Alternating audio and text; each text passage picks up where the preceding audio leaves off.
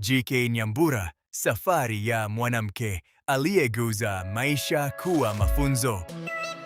Nipe. Changamoto za maisha. Have you ever tried to... Katika safari yake, amekumbana na nyakati za furaha na huzuni. Baadhi ya matukio hayo yalimfanya kuwa imara zaidi na yakawa chanzo cha kuwahamasisha wengine wasikate tamaa wanapokutana na magumu.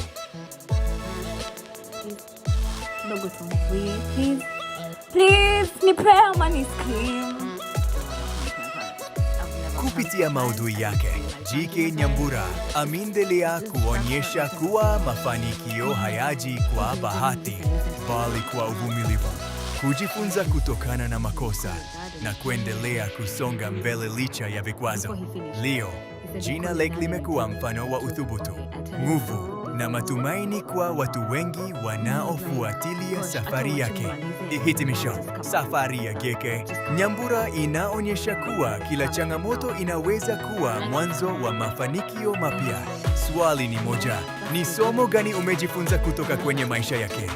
Ukifurahia simulizi kama hizi za wasifu, historia na matukio ya kusisimua, usisahau kufuatilia ukurasa huu kwa simulizi zaidi. See Beyond the Frame.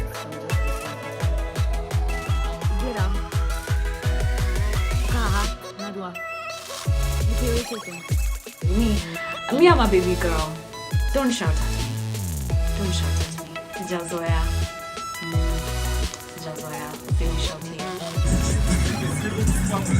No. Have class. You can attend to the See, Why? I want a bright future for myself. It's not. Ushani convey.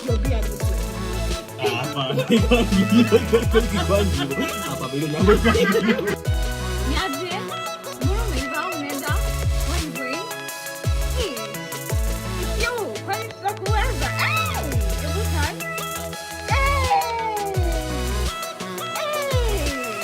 It's you. Damn.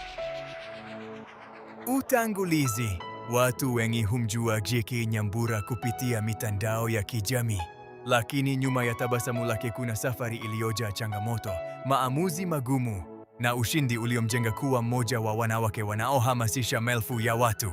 Hii ndiyo hadithi ya JK Nyambura, mwili wa simulizi.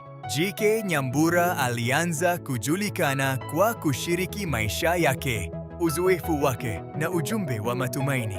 Kadri muda ulivyopita, alijenga jamii kubwa ya wafuasi waliovutiwa na uhalisia wake na uwezo wake wa kuzungumza kuhusu